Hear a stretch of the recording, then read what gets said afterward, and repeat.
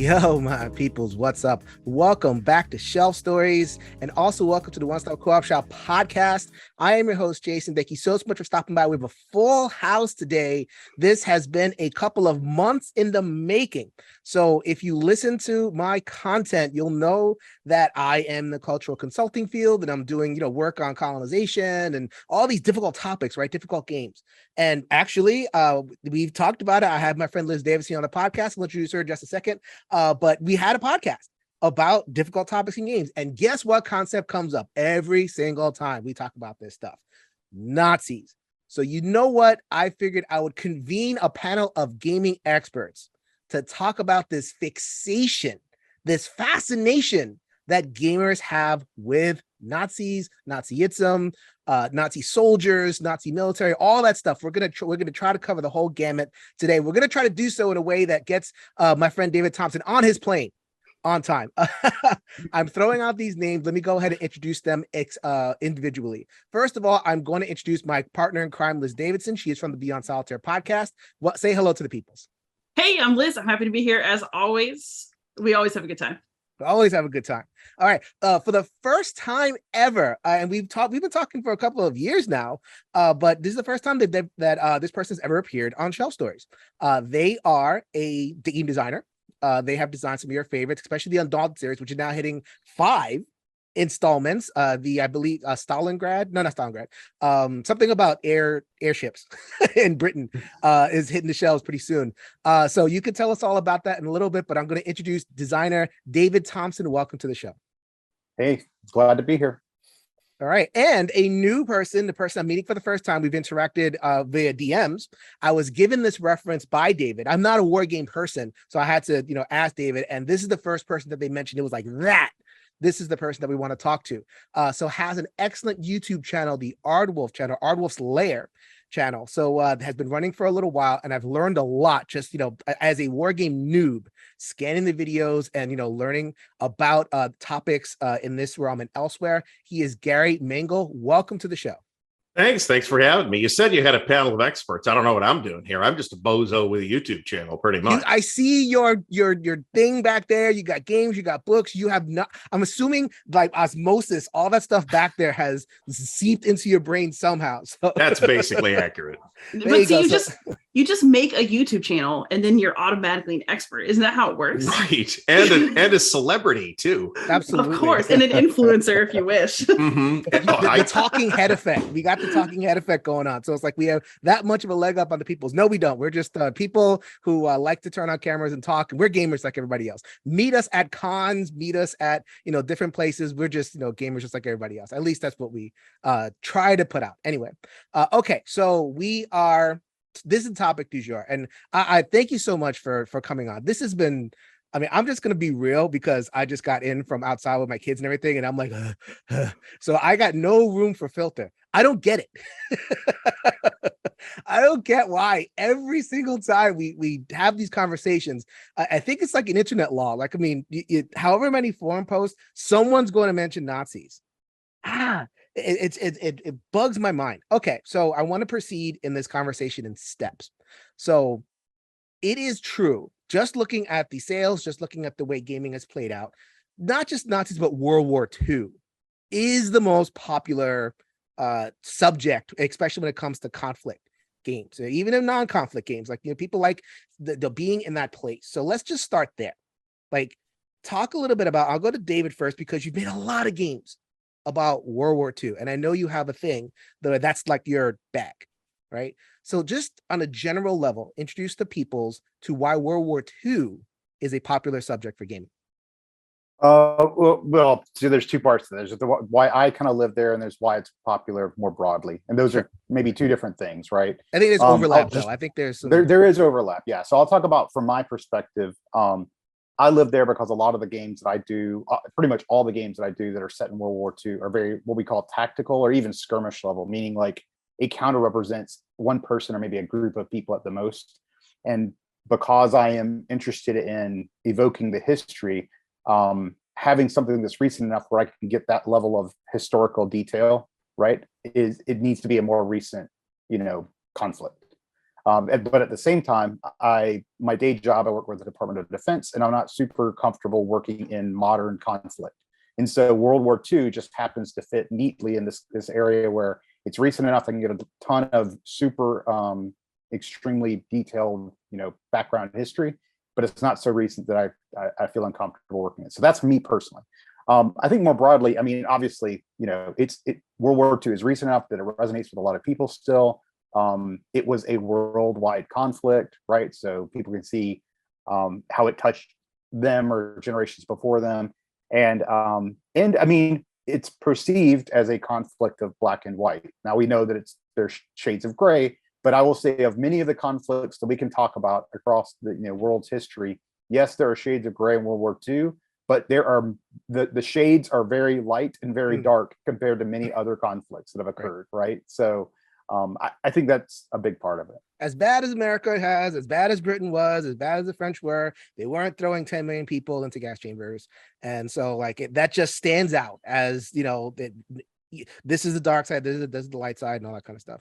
Gary, do you have any, we started to talk about that in DMs. So you have anything to add in terms of the overall gamer fascination, war game fascination with World War II?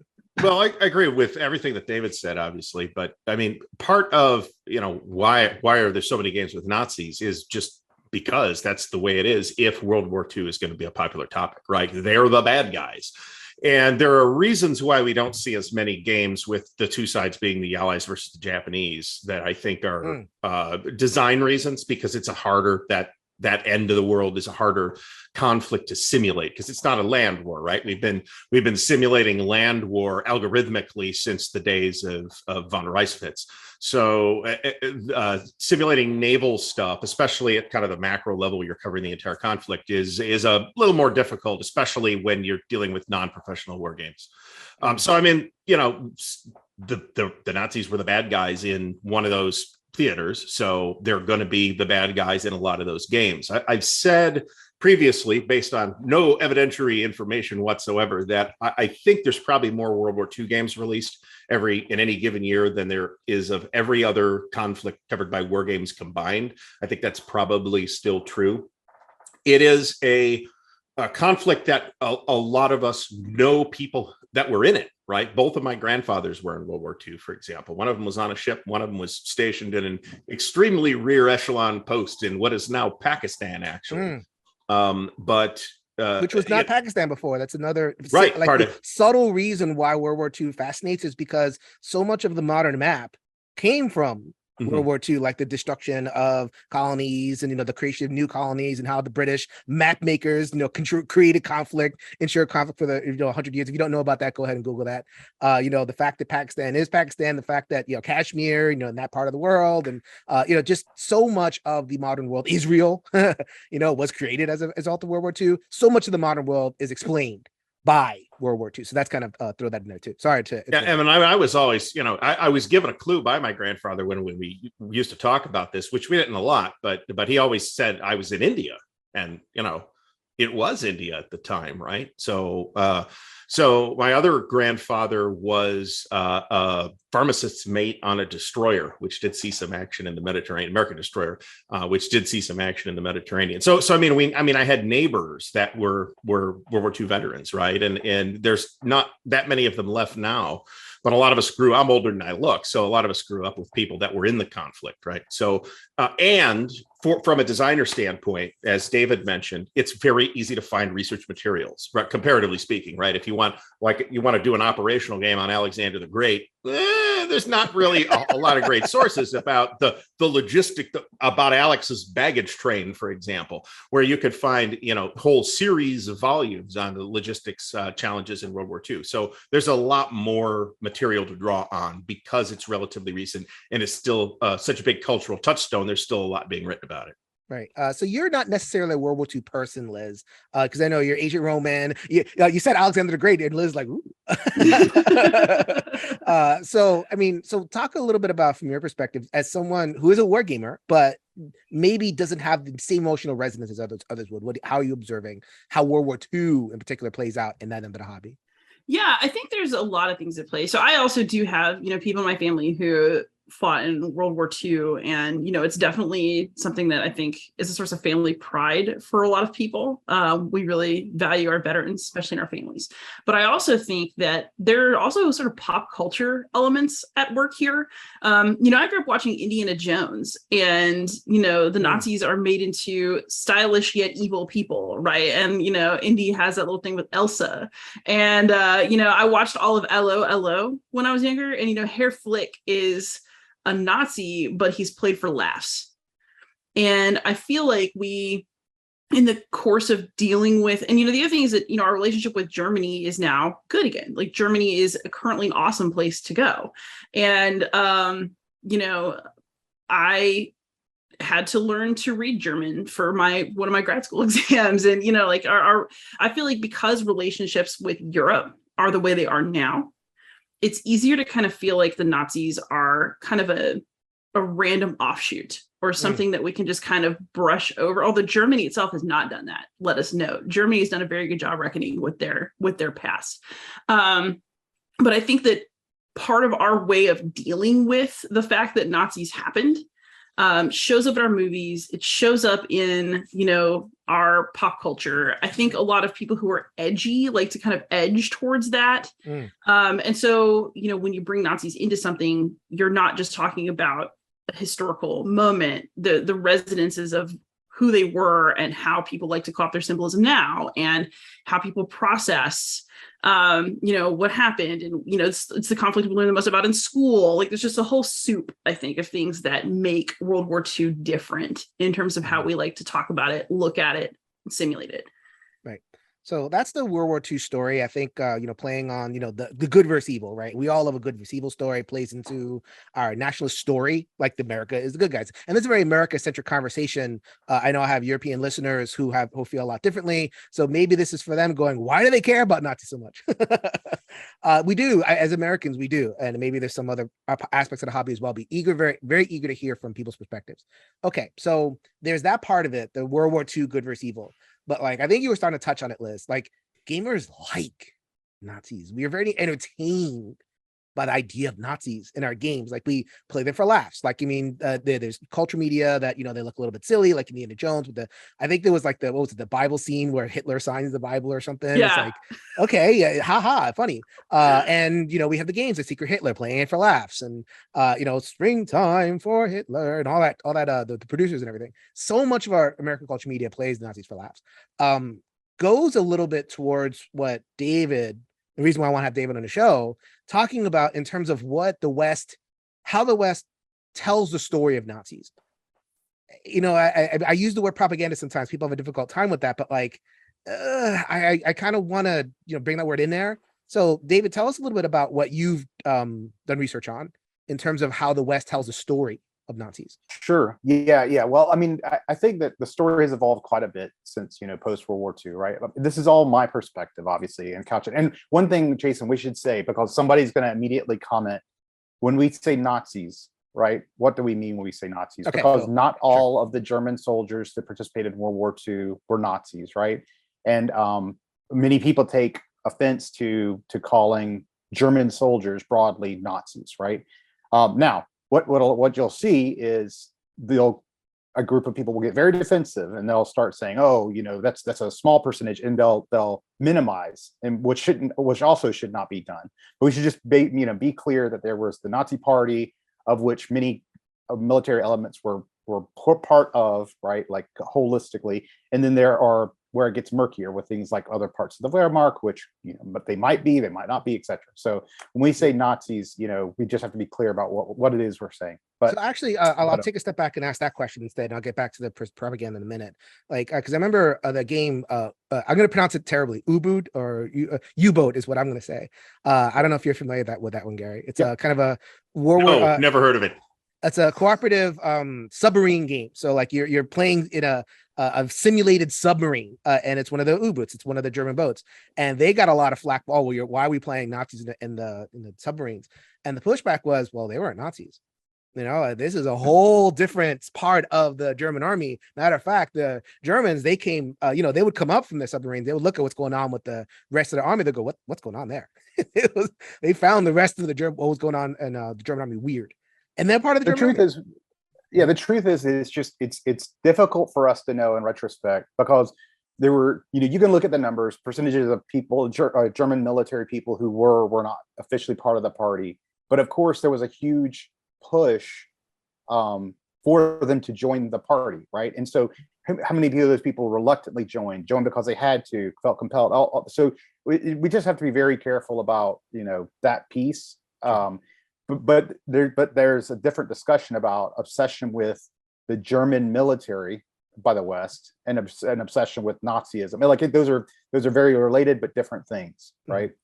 And so I think that so what spawned this conversation is, I was talking about the challenges of doing game design research when you're dealing with a conflict like Stalingrad at the time, which is what I was working on, where you have a lot of what the West knew about Stalingrad came from two different things. It came from German sources, and it came from Soviet propaganda, right? Well, there was propaganda on both sides. Talk about what Stalingrad was, just in case people don't know. Sure, yeah. So Stalingrad was a one of the most pivotal battles, in World War II. It obviously had both strategic value, but also very, just the name itself, right? Like it was very sacred to the leadership on both sides. And so it was a turning point in World War II. It was one of the bloodiest battles in human history, not World War II history, but human history. So an extremely important conflict, and it occurred between, in this case, the Germans and the Soviets, right? So there's no Western involvement directly. And so as a researcher, now there was a very short period of time after the fall of the Soviet Union where the Western world had access to actual Soviet military or Russian, after the fall, records, but otherwise you were limited to Soviet propaganda, which there was a reason that it was propaganda, and you had German propaganda. And so one of the things that I think came out of World War II was this weird Western and especially American fixation with the German military, right? So not necessarily Nazism, right? Not necessarily like SS units and elite units, though there was a lot of that too.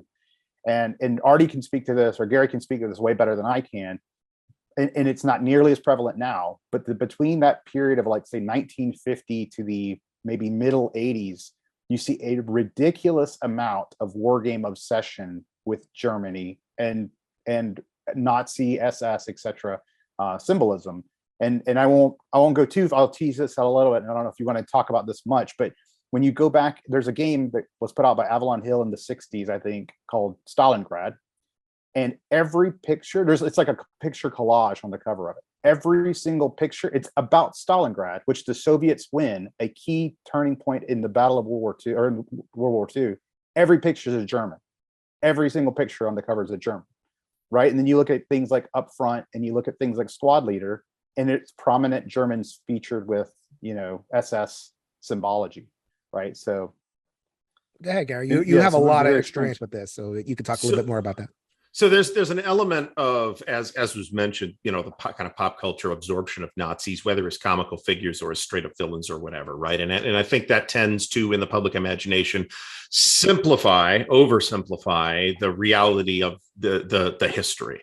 There was also a big trend in the post-war period of German generals who, their country is now either they were captured by the Soviets, in which case they had a pretty crappy rest of their lives, or they came over to the West and were friendly to the West. A few of them were involved in the formation of the Bundeswehr, the modern German army that began with West Germany. And there was a whole historiography that grew up around this, aided and abetted by British historians like Liddell Hart, for example, that kind of told a lot of the story of World War II from the German perspective, because we really, as David mentioned, we didn't really have the Soviet perspective. We had some propagandistic accounts that we didn't, for good reasons, regard as particularly trustworthy. And then we had these much more detailed and what seemed at the time to be much more credible German accounts. Many of those accounts were self-serving by those particular military leaders to make themselves that, among the things that we continued to hear from people like Guderian and Manstein, where, this every when we failed because of Hitler's dumb decisions, it's a bit of an oversimplification, to say the least. So there were strictly military failures on the Germans' part as well. So, but David's right to mention that the sort of fixation for a long period, and I think publishers are more cognizant of this now, at least most of them are, of, hey, we just released, our last 13 World War II games have had a German guy exclusively on the cover. It's a little weird. Drives me nuts. That's why I want to talk about this. Yeah, even for like signature American battles, sometimes like the Battle of the Bulge, you'll get a box that says Battle of the Bulge with German guy on the cover, and it's a little weird, right? And so the post-war, there's a lot of reasons for that, and the post-war historiography is one of those reasons. The pop culture romanticism of the war in general, and to some extent the Germans, because we see a lot of fiction accounts of this noble non-Nazi German character that doesn't have any patience with the Nazis and just wants to get his job of victory done. We see this in such a classic as Das Boot, for example, where the captain has very little patience with the ardent Nazi first officer. I think he's the first officer, and the rest of the crew is like rolling their eyes at this guy too, right? So we see a lot of that. There is a phenomenon that was observed called something like whitewashing of the Wehrmacht, or the clean Wehrmacht, where all the war crimes were committed by the Waffen-SS. But the Wehrmacht was pretty clean. That's not actually true either. And even at army level commands, the army level commanders like Manstein and Guderian were directing units of Einsatzgruppen that were rounding up Untermenschen in the rear areas as the military campaign was going forward, and that's something that they were deeply involved in. So that is a myth that has begun to be dispelled lately. And I think it contributed to the ability of people with a lay understanding of the topic to feel a little better about playing the Germans, right? Because, hey, there's Germans who are just honorable Germans and getting serving their country and all this too. And while that was true, right? I'm not suggesting that that's not true. Everybody's hands are dirty to some extent. David mentions quite correctly that not every German is a Nazi, but they're all kind of doing what the Nazis are telling them to do. So to some extent, those kinds of statements are made in bad faith. Mm-hmm. Yeah, so I was actually gonna bring that up, which is like, okay, I know we like to distinguish. All right, so maybe not everybody was carrying the actual Nazi card, but I mean, if you're doing the bidding of Nazis and you're just serving your country, but that country is run by Nazis, at what point? I mean, how can you still tell yourself that you're innocent in that? I was just following orders worked out poorly for Eichmann in the long run. Yes, it did. But I also think that sort of excuse making gaming is very interesting. So I notice this in my reviews and stuff all the time. Somebody will leave a comment and it's pretty clear they think that they've just kind of like owned me on my point. It's like, wow, they weren't actually Nazis. And I'm like, this is not the argument you think it is. Right. I also get erroneous corrections sometimes. So, I did a review of Bismarck Solitaire from Worthington. And you get like a little very Nazi looking German medal of pride when you complete a mission in there really well. And I just said, like, if you don't like to play this sort of thing, you probably should avoid this game. Like, this looks like something I feel really awkward to find in my grandpa's attic. And I got this huge comment that was like, actually, the Bismarck was not a World War II boat. It was a World War I boat. And it was like this whole thing about how I know. And I was just like, that's not what Wikipedia said, and sent him a link. And he apologized. He did. But the instinct to try to defend is so strong that people will just say whatever they have to say to make it not that bad and to make you whiny and hysterical, as opposed to raising a point about something that could legitimately make somebody uncomfortable. So to be clear, just to kind of thank you so much for like drawing up that picture. Like there seems to be a gamer instinct to want to kind of be in that German military aspect, and we'll drill down on why that particular aesthetic or idea is drawing, but to distinguish that from but that doesn't make me a Nazi. So there's a tension there, right? And so the myth of the clean Wehrmacht is a way forward to engage that, because it was like, okay, the Wehrmacht was big, large German thing, and then the Nazis parties were just kind of like co-opted and they did all these kind of all the difficult things are over there. So you did a talk about this, and I talked and I watched the whole thing, David. It was awesome. Drill down a little bit more about what the propagandistic function of the Wehrmacht. What did America get out of? Because America participated in that too. So like, what happened there? Yeah, I mean, sorry to put you on the spot to boil down a 2-hour talk into 10 minutes. No, I mean, so it kind of just goes back to what we were saying before, so what everybody has said is totally true. So and Gary already mentioned this, right? So basically we had, coming out of World War II, when we wanted to talk about like the Eastern Front or even the US engagement with Germans, right?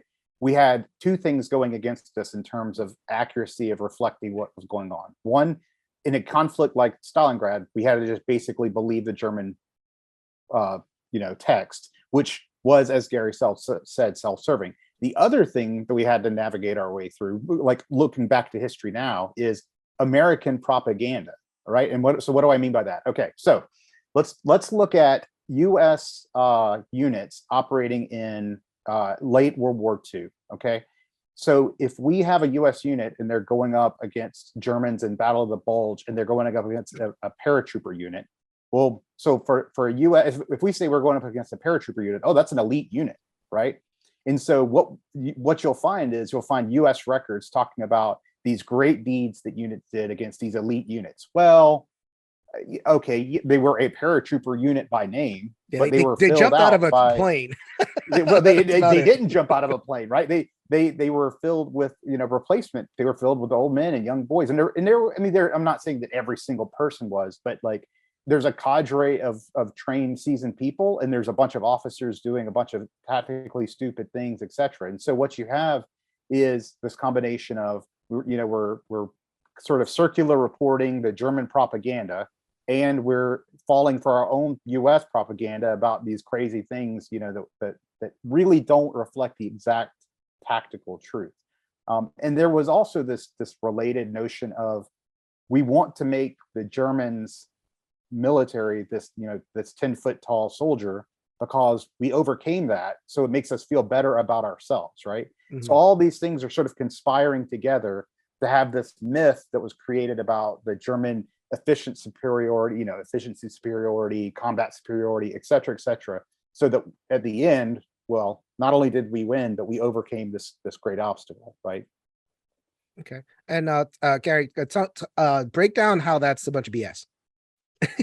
Break down like a little bit of the real story of what the Germans, like the opposition that the Germans presented, just a little bit. I know that, and you could see this in a lot of games. Actually, we're playing a Battle of the Bulge game right now, for example, and in that Battle of the Bulge game are several formations of Fallschirmjäger, right, German paratroopers, right, and some of these Fallschirmjäger units were in fact pretty elite commandos that were jump rated and did in some cases combat jumps over a place like Eben Emmel or a place like Crete.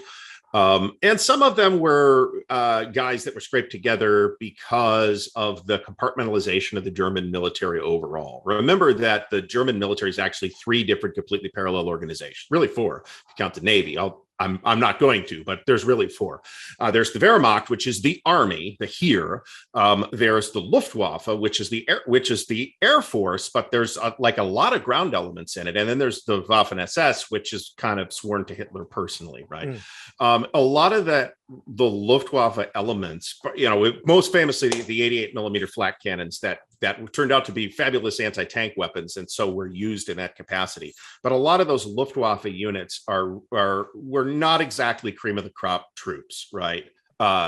Entire divisions of these guys were put together with designations like 3rd Fallschirmjäger and 5th Fallschirmjäger. And then when you actually look at them, and we can see this reflected in a well-designed Battle of the Bulge game, for example, because we see 3rd Fallschirmjäger, 5th Fallschirmjäger, they're not that good. They're less good than the average American troops in that game, for example. Now, to some extent, you got to, this is not a scientific study. It's a game to be played for recreational purposes, but you could see it in the simulation too. And two, sometimes those things are adjusted just for the sake of game balance to make the dynamic work. But you could see that the history backs this up. that say Luftwaffe units. And famously, toward the end of the war, especially, we had a lot of these Volksgrenadier divisions, some of which were pretty good, but some of which were the proverbial old men on boys, and boys, some of whom even had bicycles. So, wow. in the theater of battle, they'd be riding bicycles. Yeah. Well, I mean, they ride bicycles to the battle and then ditch the bicycle and start fighting. But bicycle transport was not particularly rare in the German army. I mean, remember that they had the German army used more horses than tanks, right? So for logistics as well as they still had cavalry, which not really at a large scale, not to the same extent that the Soviets did, but the whole Eastern Front. Throughout that entire period, clear through to the end, the Germans were still feeling some amount of cavalry. So, and that is a reflection of Germany as a state being pushed to its extreme limits of manpower and resources and all that. They didn't have the oil to run the tanks. I think the figure for a Tiger tank is that it could go about 900 feet on a gallon of gas, something like that. Which is terrible. It's worse than my car. Yeah.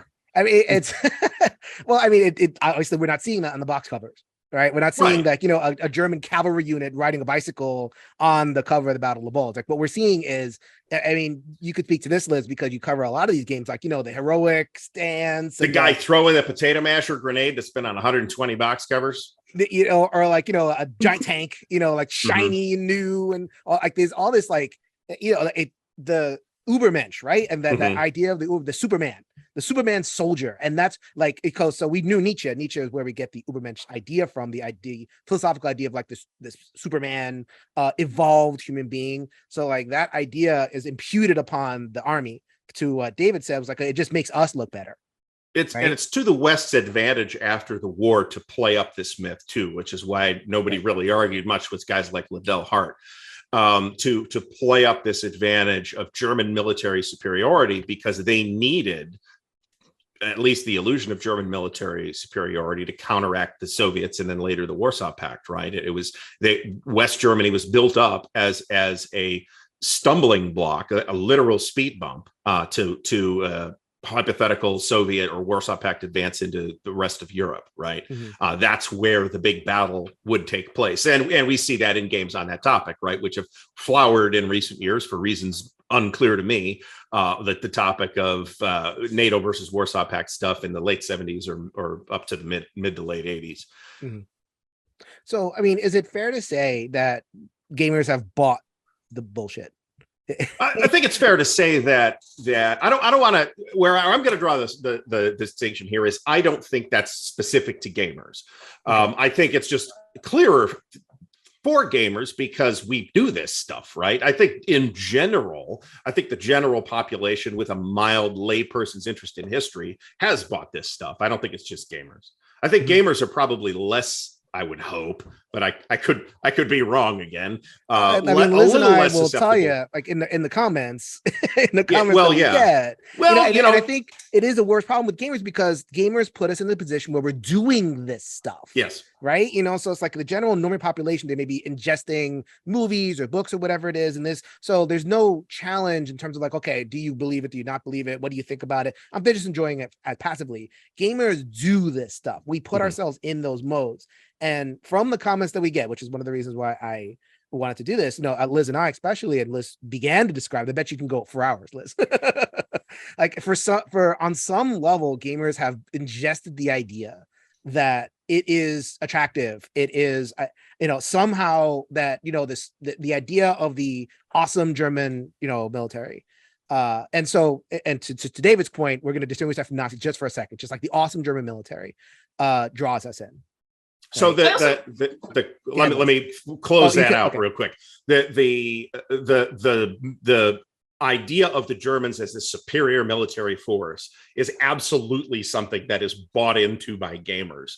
Even gamers who do a lot of this, they may have a more nuanced understanding of the topic than your average undereducated person on the street, but we're all still guilty of this. Right. Go ahead, Liz. Yeah, I want to say I kind of wanted to push I don't necessarily, I do agree with gamers being asked to embody things, right? But I also think that the reason that we're perceiving this as an extra large problem in gaming is because we're also at an interesting kind of touch point in gaming where we are, as a community, fighting about whether this is just goofy stuff for fun or whether we should take it seriously and whether criticism of games should be serious. And that's playing in multiple arenas across the hobby, you know, people who are doing different types of reviews. Like, I mean, even like No Pun Included has like had this explode on their Twitter recently. But I think part of what's going on too, so there's a couple things. One, the worst thing that you can call somebody, right, in our current society is a Nazi and like mean it. That's considered extremely like, you know. So I think that because you're embodying a certain group of people in your games, you're extra defensive about it because you need that emotional shield of like, I am not this. And so you're looking for ways for it to be okay. But I also think that we are in the middle of, you know, kind of a scrap about the soul of games criticism and where it's going to go. And, you know, I think historical gamers want to have it both ways. And I'm not saying that in a like, haha, I'm criticizing you, way. But what I mean is like, we as a community, we want to have fun with our games. We want to feel smart when we play our games. Like, I know a lot about history, but then we don't necessarily want to deal with the consequences of that, if that makes sense. Like, you can't come from a position of authority and claim to be educated about something and presenting a historical topic. And then the moments of criticism of that comes up, you want to retreat to, well, it's just a game. And I feel like we're kind of in a point where we're deciding who we want to be and how we want to approach this stuff. And, you know, it's going to tell us a lot about who we are, you know, in terms of the decisions we make at this point. So obviously, y'all know where I've come down. Like, I have an entire podcast about games criticism, like the, you know, the responsibilities that accrue from making games about history and making those claims and what that should mean. But I think there are people who, you know, even like the old Avalon Hill stuff, like somebody posted an old Avalon Hill ad of like, oh, see if you can get some of your guy friends with brain matter to play these games because, you know, normal dumbass peons can't play an Avalon Hill game, you know? Like, it's basically the impression, right? So you can't be that and then claim that you're not doing something intellectual with your games. So you have to pick. And I think that people are still at a point where they don't know how to choose. I do, Jason. I want to add one more thing, though, you know, because I know that it seems, especially to you and Liz, I think, because you have people commenting on your videos and stuff like that, it seems like this is big sort of movement or whatever. But I want us to put. But I do want to put this conversation in a little bit of perspective, right? Because I think that when this sort of like reverence or whatever you want to call it for like the German military or whatever. I mentioned this before. I mean, the time periods that it was really going on are largely past us now, right? So like, really, we're talking, in my opinion, like 60s, 70s, 80s. And what's really crazy about it is this: if you think about this, early 1980s was closer to World War II than it is to now, right? Which is mind-boggling when you think about it, but that is a true statement. We're all old, is what that means. Yes. Yeah. And so everything feels like 20 years ago, even though it was 40. So I was looking up, I wanted to research some of the like old war game clubs and stuff, because now I would submit to, at least to the four of us, and I think the vast majority of gamers, it would be super odd to have a war game club in the United States named after like a German thing, right? Like, individual people doing weird things is strange to us, right? That would be beyond the norm. And so you might not know the name Don Greenwood. I know that Gary obviously does. One of the vice presidents of Avalon Hill back in the day. And Gary Gygax had a war game club called Panzerfaust. It was named after a German anti-tank weapon. There were war games clubs called the Fourth Reich, or, you know, Panzer Lair. So like, these were very common things, you know, that the war game clubs in America were named after, which just is mind blowing. And it would never, like, it just wouldn't happen now, I don't think. Maybe Gary, you have a different perspective, but at least I don't think you'd see that anymore. I think you would say that's a little strange. I'm not sure. Creepy was the term I was looking for. So I mean, would like to think, and maybe I'm fooling myself, that I think that would be considered weird and creepy even at the time. But you're right that was not particularly uncommon. There was also a magazine called either Panzerfaust or Panzer Schreck, I forget which one. So yeah, that is a kind of thing that used to happen, and I don't think we're seeing that anymore. But that's a complicated discussion that's maybe we're not going to fully explore here, right? I think in most cases that was done without malicious intent. It was just dumb, and thoughtless, and in poor taste. But I don't necessarily, I mean, I've met some of those guys, and they're not necessarily, we're walking around in Waffen SS uniforms nowadays either. And it just wasn't, it was considered less outrageous and tasteless at the time. Mm-hmm. And I think that was, it's really bizarre to go back and look at that kind of stuff now. Yeah. So, okay. I think I'm a psychotherapist. So like, I'm not a historian, or I try to be in my side thing, but like, I try to look at this thing psychotherapeutically, because it doesn't, the question of why really kind of just drums at me over and over again because of the comments that we get. So I think what you're talking about in terms of like the weirdness and stuff, many gamers come to this hobby because they want a safe space to misbehave. Right. That's what it comes down to. Like so many of us want to be in this space. We want to kill our orcs. We want to, do true crime stuff. We want to eject. We want to be all these things. And Nazis represent kind of because of the good and evil, like the height of misbehaviors. Like, if I can be a Nazi here, then all my misbehavior is safe. So it's like, so there's one stream of like gamers like to misbehave. There is a now dormant, like we don't have as much German military worship, distinct from Nazis, as much as we had. But I think it's fair to say that those decades of German military worship have kind of seeded the ground because of the way the justifications played out, because of the persistence of those groups. Even if we don't obviously justify the German military, I think that gamers have developed a tolerance for Nazi stuff because of so many decades of German military acceptance and glorification, all that kind of stuff. So now we're in this moment where we're not going to get Gary Gygax's group. We're not going to do like the Panzer III, or not in the mainstream, like maybe TSR will do that. I have no doubt that Gary Gygax's son is like, in the Fifth Reich right now, no doubt. So then that's the fringe. But in the closer to the center, a random comment on BG will want to defend like the gamer ability to play a Nazi in a game to the death. That becomes a thing where it's like, if any whiff of like lefty criticism, any whiff of whatever, is gonna immediately get that snapback. Will I play a Nazi game? Does that make me bad? And I don't know. That's the one, right? So it's like the German military worship, very important to understand, but I think it enabled a different moment of more obvious defense, if not of Nazis in general, but of playing Nazis. So I think that does make sense. And I actually think that one of the reasons Nazis are the fixation is because, again, like that's the worst place you can go. And so if that's something that you can justify, then like a whole range of other things are also okay, because Nazi is the outer edge of what we would deem acceptable. And I actually think that this plays into a lot of discussions that, Jason, you have on Shelf Stories all the time, of things like, let's examine our colonial sensibilities. Let's talk about how we're treating women and people of color in games. Let's talk about how we're, diversity and inclusion in games and who we're representing and how. I think that argument is basically trying to move to the outer edge of the territory, right? So that then everything else also just becomes whining. I think that, your discussions in the past about people being afraid of their games being taken away, or like, oh, I'm playing a game like this, does that make me a bad person? Are you judging me as a person because the game I'm playing? I think that the Nazi discussion, right, is just it's the far extreme end of like defensive-ness about that.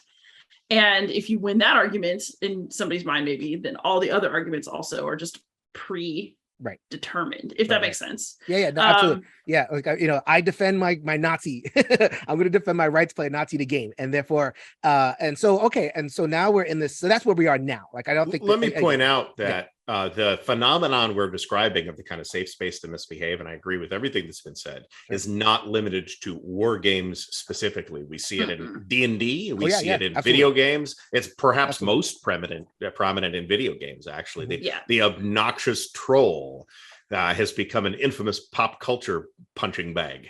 Sure. Yeah. Also, I got all the Daedric artifacts in Skyrim, and sometimes it felt gross, but I did it. So I mean, like, it happened. Right. And so, okay. So David, just to kind of let's bring it back down to like the board gaming and all kind of stuff.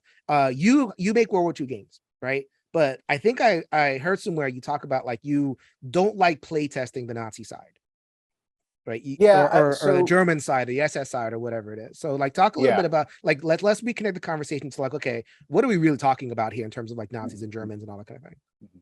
Yeah, I mean, so it depends. If given the choice, I will never pick to play the German side, right? I would just rather not. Now, it depends on the game, it depends on the topic, it depends on how abstract it is, etc. Right? So, during the design part of Undaunted Normandy, for example, I would typically do the design work, like I would design the scenarios, etc., etc. And when I was play testing, I would typically play the US side until it became necessary to play the German side to ensure balance on both sides, right? So your preference. Now, the extreme case is in some of my solo games, right, that are set in World War II, there are variants of those games where you can play the German side, right? Usually it allows for, if a person's familiar with the game and they want to teach it to another player, they would play the German side as a variant to kind of help the other player play the more complicated side. That's the typical thing. There was an exception to one of those games, Soldiers in Postmen's Uniforms, because the actions in the game being simulated by the German side and the Danzig City police side was so horrific that I was like, I'm not going to put a player in the position where they can take this role on, right? So there is the player preference piece, of which I would just rather not play the Germans, but I'll do it in some games, in most games. And then there's the piece where, as a designer, I'm just not going to create a game to allow our person to embody a thing that I'm not comfortable with. Mm-hmm. So it's still gross. Yes. Like there's still a level of grossness there. Just to kind of like, we talk about like, I mean, I'm saying something about, okay, gamers defend the general position of playing Nazis in the game, but there's still a grossness there. Yeah, yeah, and let's but just to pull the thread a little bit, let's compare that to Pavlov's House, which is a Wehrmacht German unit that you can play. I allow players to play a variant of that. Certainly all the Undaunted games you can play the German units. Even in Castle Itter, which is an SS unit, I allow the player to take the role of the German unit in the variant, because the thing they're doing in the game is a direct military conflict against other enemy combatants, right? Like what you're doing in the game is not this super gross thing. But I'm not going to create a game where you're doing this, horrific acts against non-combatants and allow somebody to take that role on. Mm-hmm. So here's where the conversation, for me, goes a little bit beyond comments, and I'll bring Gary in for this too. So we can defend in the abstract, and I think all of us defend in the abstract. Let me know if you agree or disagree, Liz. You can make those games.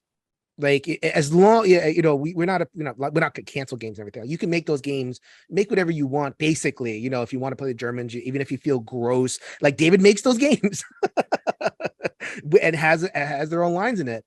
But we can defend the principle in the abstract. However, there's a looming issue of neo-Nazism, which is a whole separate thing, but that's there in gaming.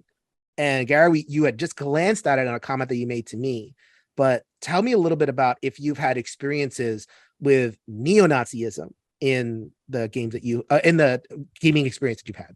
So some of us may remember a company called Bell and Blade that used to show up to vend at conventions for a long time, including all the big conventions. They were at Origins, they were at Gen Con, and among the things that they sold a lot of like old military films and stuff like that. But they also sold these like, world tour t-shirts for military units, and they had some US units, like they might have the Big Red One. I think I remember them doing a Big Red One t-shirt, but they also had every single SS division had a t-shirt. Okay. And somebody was buying those. And as embarrassing as embarrassed as I am to admit this, I bought one. And every time I considered wearing it, I said to myself, is that a good idea to wear this? And I never once wore it. I have no idea what happened to it. Don't care.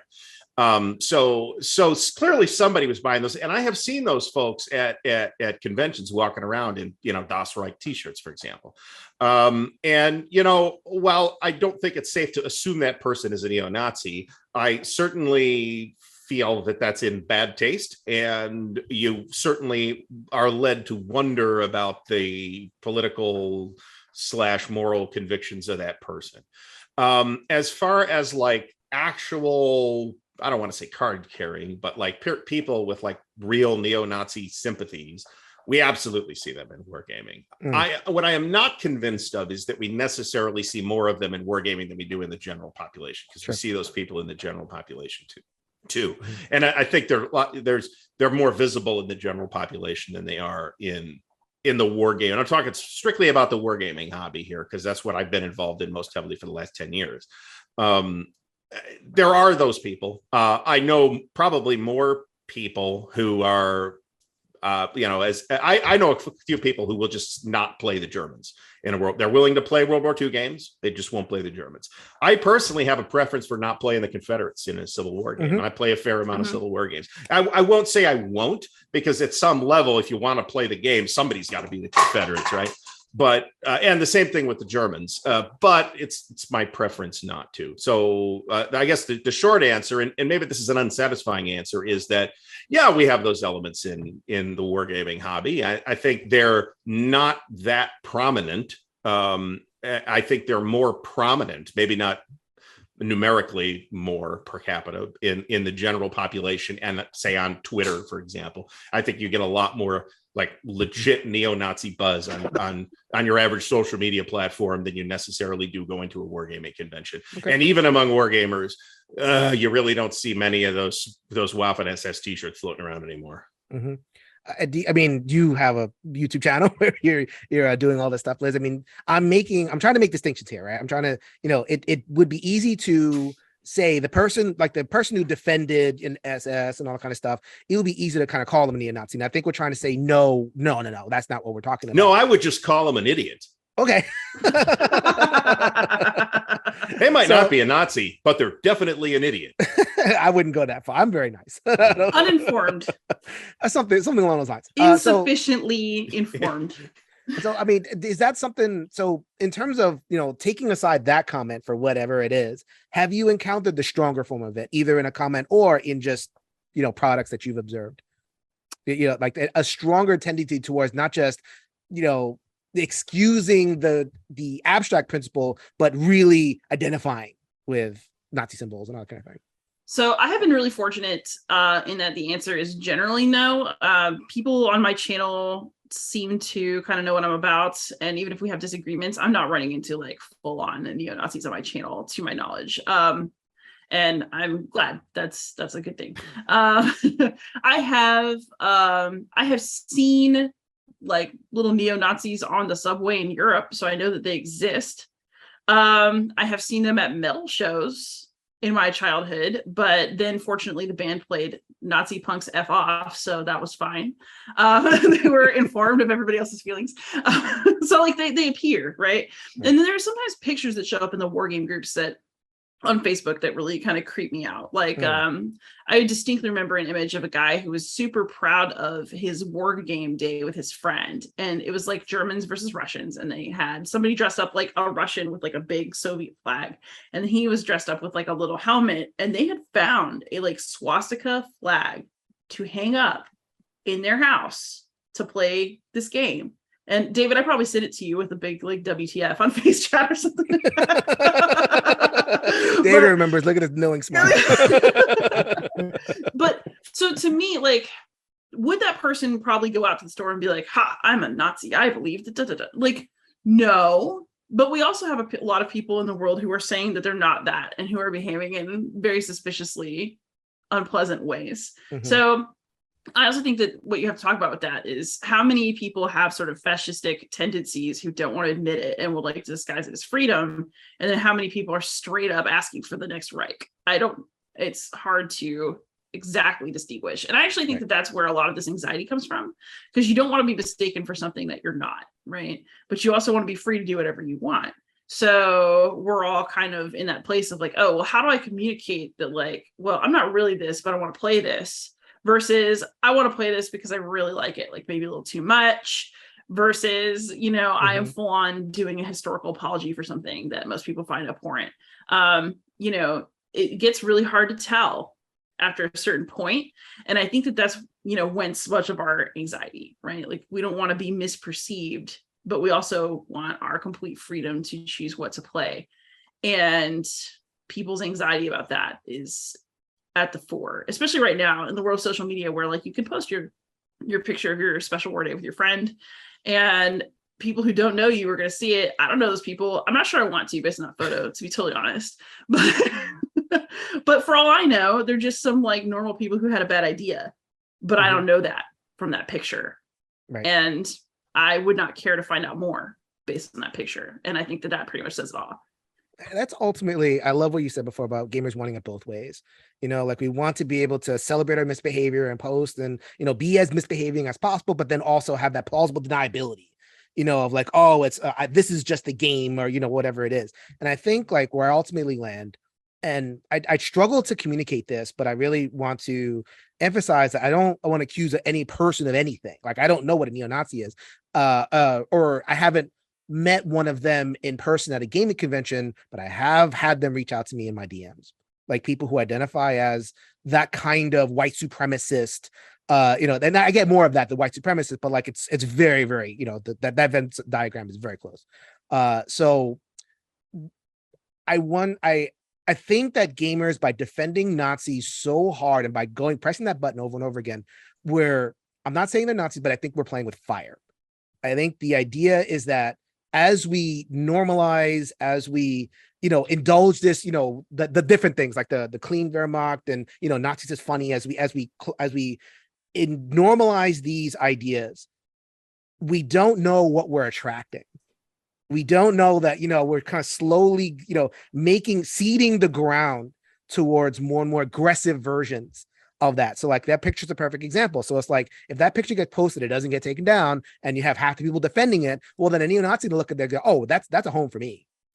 I can hang out there. And so like that person didn't intend to invite that in, but other things will be attracted despite the person's intentions. That's ultimately where I land here. Is I don't know, and I guess like and I talked about this with Dr. Rail in a previous episode. I'm maybe a little bit rattled by the extent and the depth of white supremacy thinking in our hobby. I'm encountering it more directly than ever, really. So I don't know if so. That's ultimately where I land. I know I have my own particular perspective on it, but I wanted to invite each of my panelists to give their own perspective on where we're at. Kind of evaluate overall where we're at in terms of gamers and our ability to kind of handle Nazism, Germans effectively, or do you think have we improved? Have we, do we have places to go? So I'll start with David. Where do you think we are now, and are we at a healthy place with how to handle German stuff? Well, this is interesting. First of all, I think that you all probably encounter it more than I do, just because of where you are in the hobby, right? Liz knows this, and I think I can't remember. I think Jason, maybe I shared some of this with you. Not specifically Nazism, but like the sort of, man, I don't know how exactly you would articulate it, but the sort of white supremacist sort of piece of it. The main place I encounter it are things like the Undaunted covers and the feedback I've received from those, right? So just quickly, I'll tell, to kind of recap that. So every Undaunted cover has had, the first one had African-American soldiers on it, right? And the response I got immediately, overwhelmingly, I mean, we're talking probably, I've heard about 30 comments, right? Mm-hmm. So 30-ish comments about everything from blacks were only cooks and truck drivers in World War II, which is just wrong, to there were no integrated platoons in World War II, which is also wrong. Never once did I receive, and also very, very, almost always, it'll be couched in a defense of, I want my war games to be Accurate. historically accurate. That's always the sort of like what it's hiding behind, but that's not true, because the arguments that are made are not historically accurate arguments about it, right? And so the most recent, you mentioned Battle of Britain, so it has a Sikh, it has a Western Caribbean pilot on it, and all of the comments there were 3 threads on BGG the day the cover came out that were so bad that they were instantly deleted. Like it wasn't just, hey, can you please explain, the reason behind this, right? So that's the primary area that I encounter, right? Is the representation of some of the games that I've been involved with. It's really hard because trying to do my best to kind of go back and see where the hobbies come from. It seems to me like we're still in a better place than we have been in the past. But I guess one counterpoint might be that in the past, it felt more obvious. And so now we might be in a more dangerous place where it is, we do have to navigate this world of like, well, we're not trying to cancel it, as you say, right? So we have to navigate this extremely nuanced response to, well, how do we navigate this world that we're in right now? So David Thompson dropping bombs, man. Dropping bombs. I love that. Just the idea of like, and we didn't even talk about that, but people saying they defend their positions, which happen to coincide with a white supremacist business. I'm not calling anybody white supremacist, but it happens to coincide with that vision on the grounds of, well, it's a history. And I get that all the time. My God. So like, so in a way, it's like, and also, God, David, you're so great. And like, in a previous era, at least it was more obvious. Now it's so much more harder to see and therefore harder to talk about. Right. So we're in a very interesting, definitely changed moment, but there's pluses and minuses there. So thank you so much. Sure. Gary, same question. Where do you think we are? I mean, you're obviously steeped in the war game stuff, but like, where do you think we are in terms of the hobby being able to handle, the German Nazi question? Well, I think it's pretty obvious that we're not in as healthy a position as we'd like to be in, but I'll agree with David that I think in a lot of ways, maybe not every way, we are in a better place than we were, say, 20 or 30 years ago, and certainly a better place than we were in a time where you had a wargame club called the Fourth Reich. I think I am happy to fall back on arguments of historical merit, right? Where you have a historical Sikh pilot, right? That's somebody I didn't know about until like last week. So there's always right. There's always room for us to learn more about this stuff. So I'm happy to rely on the historical record, right? And I am not an expert on any particular historical field, but I have a little bit of background, so I can at least point myself or other people in maybe the right direction of a book to read or even a documentary to watch or whatever. So I'm happy to go back to accurately portraying the history. And I think the kinds of games that we're talking about can be a great tool for doing that. And people like Liz and through her channel and the podcast and all that, and people like David through his designs are doing much more work toward that end than I am. I am mostly talking to a pretty dedicated, hardcore, full-time hobbyist war game community, right? But even so, I mean, I think I don't see like a reason for panic in the complexion of our war game community right now. I think it's not where we want it to be. I think we'd like to see more people. We'd like to see more diverse people. We'd like to see more women and people of color in the hobby. And I'd like to do what we need to do to make that happen. And if that means that we maybe have to highlight individuals or units or whatever that we historically have kind of ignored. I think everybody knows about the Nisei regiment for example, in World War II, the Japanese American regiment that was the most highly decorated American unit of the entire war, right? There's no games on them as far as I know. Why not? I can't think of a single. Maybe there is one, but if there is, there's not many. So we could be doing better, but I think we're already doing better than we were, say, 20 years ago when we had 20 different Battle of the Bulge games with German soldiers and German tigers on the cover. Right. Same question, Liz. Where do you think we are? Are we in a healthier place now? Not healthy, different place? How do you evaluate the gamer community ability to deal with the Nazi question? Oh God, I think maybe ask me again in 5 years. I think that we're in a place where the people are making really important steps, right? We're talking about these things in more nuanced ways. We are having better conversations. We are seeing more diverse voices with a seat at the table, but not enough, just more. And then I think we are also seeing pushback to that. There's a lot of pushback in our community. Frankly, there's pushback in the United States as a whole, because we live in a society where I can walk out the door and I don't know if the person I'm talking to agrees with me about who won the election. So, I mean, to me, these things are not actually separate. I think that our fights about facts and what really happened are very, very much layered into how we think about facts and what's happening right now in the United States. And I see a lot of our fights about these things as kind of little skirmishes about who we want to be as a society and about what kinds of narratives we want to hear and accept and promote. The book community is also having its own issues with, diversity versus publishers selling diversity to make money, but not really caring versus, allowing problematic authors to get the bulk of marketing because it sells. I don't think that gaming is different, actually. I think that gaming is just another flashpoint in a larger cultural conversation that we're all having. Mm-hmm. And the question is, are we going to come out the other side a more diverse and interesting, community? Or are we going to fight it out so bad that there's just a crater left?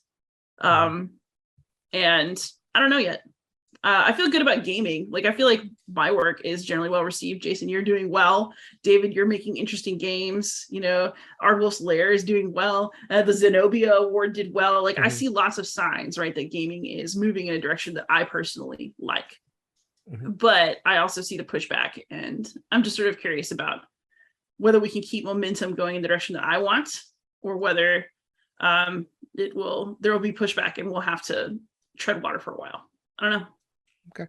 Yeah, I mean, a range of opinions, we're in a ways we're better in a better spot. In a way, I think David's absolutely right. We're in a different spot. And like the whole Liz question, let's see in 5 years. And in 5 years, we're going to have to see in another 5 years. And it just kind of keeps on going. I agree with all that. I guess just in the back of my mind, I see the instinct for every comment to, you go 10 posts down, someone's going to defend, their right to play a Nazi in a game.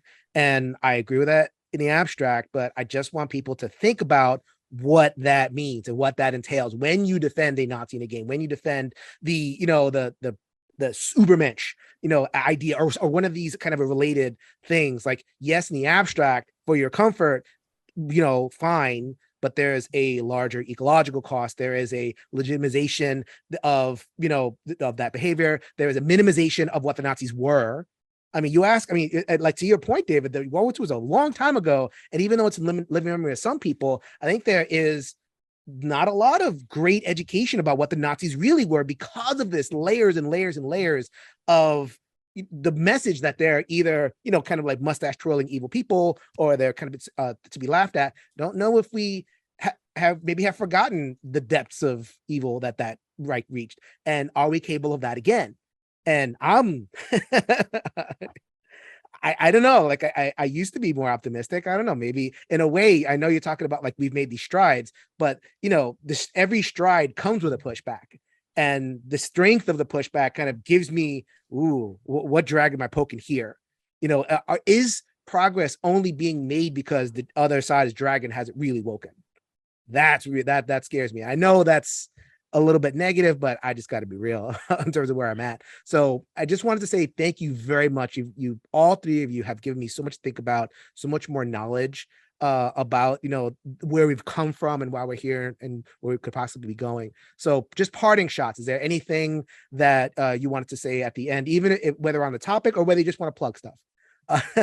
I'll go with Gary first. So is there any last things that you want to leave the audience with? I pretty much said everything that I kind of came in to say. I think Great. I'm going to close with one of the reasons why I do the kind of games that I do is interest in the history, right? Whether that's World War II history or ancient Roman history or whatever. So I'm happy to rely on that. And history is a process too, right? It's not just a list of facts and that's the way it happened. It is evolving as our understanding of the World War II German military has evolved over the last particularly 30 or so years, as the historiography has drifted away from firsthand accounts by self-serving German senior leadership toward post-war analysis that has, in some cases at least, had access to more information than they had at the time.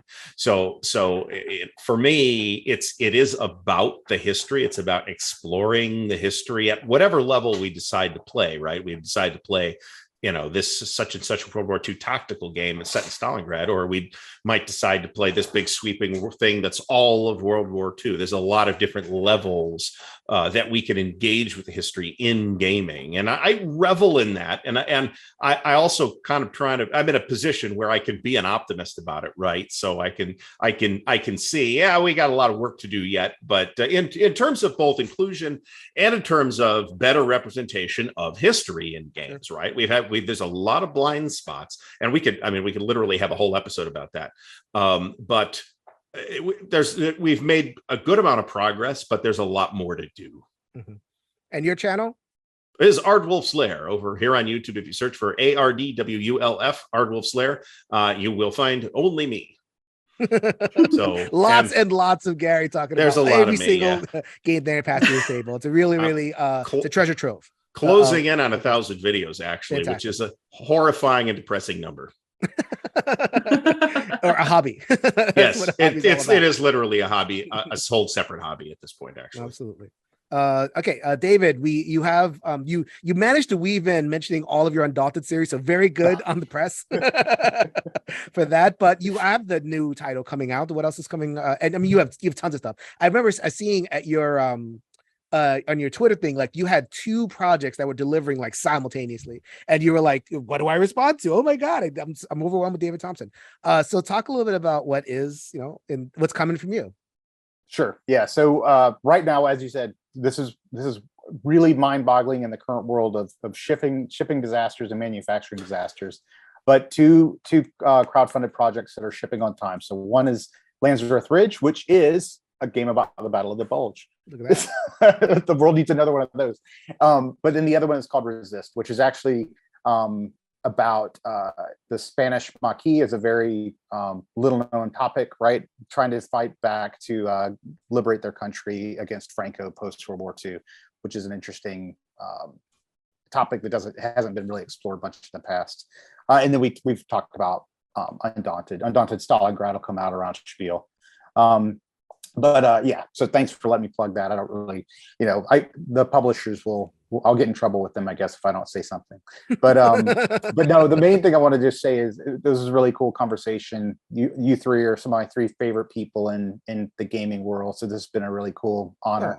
Yeah. I do want to say, I want to leave it also in a positive note, because in the last few years we've seen like New Voices in Gaming, we've seen the Zenobia Award.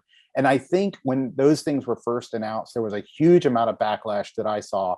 And I think the more I see that those things talked about, the less I'm seeing the backlash, at least from my perspective. Sure. And I think that when I say we mean the gaming hobby at large, the historical gaming hobby at large, are starting to normalize a lot of that stuff. And so I think that the people who are speaking out about it, I think they just, at some point, they're just going to realize this is the new norm, whether they like it or not. And that's really awesome. And what's coming out of that are gaming topics that, as Gary was talking about, have never been explored before. And so we're seeing things like the Zenobia Award be successful at exactly what it was trying to achieve, right? Being inclusive, being diverse, showing off topics we've never seen before. And if all you care about as a gamer is having cool games, you don't care about anything else, right? I just want cool games. Then you're gonna be the winner in all of this. It's a golden age. Like, I mean, I know like more like 2019 before all the shipping nonsense. So we're kind of tapering off of that, but really, I mean, you can go back to those games. We are in a era of plenty when it comes to, even if you want to play your raging white supremacist nonsense, that's still there. Yep. And you can play, diverse stuff. I mean, there's a lot of different, as much as I make criticisms, we are in a golden age, and I guess I want to try to make it goldener. And so does Liz. Yeah. Liz wants to shine up that gold and make it even more golden.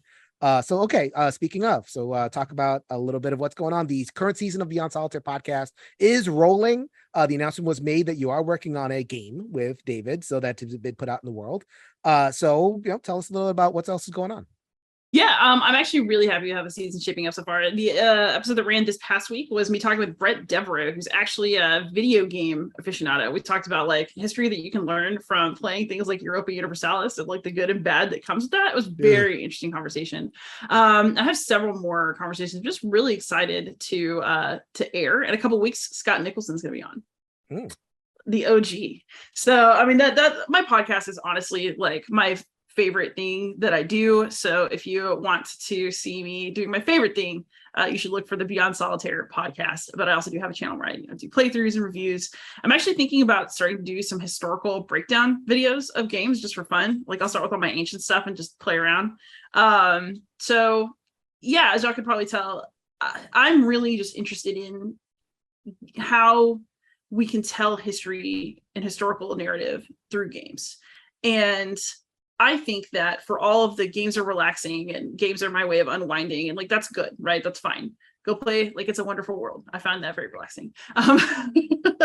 But I also think that we owe it to ourselves as people to enrich our lives by really engaging with what our games are telling us, especially about history.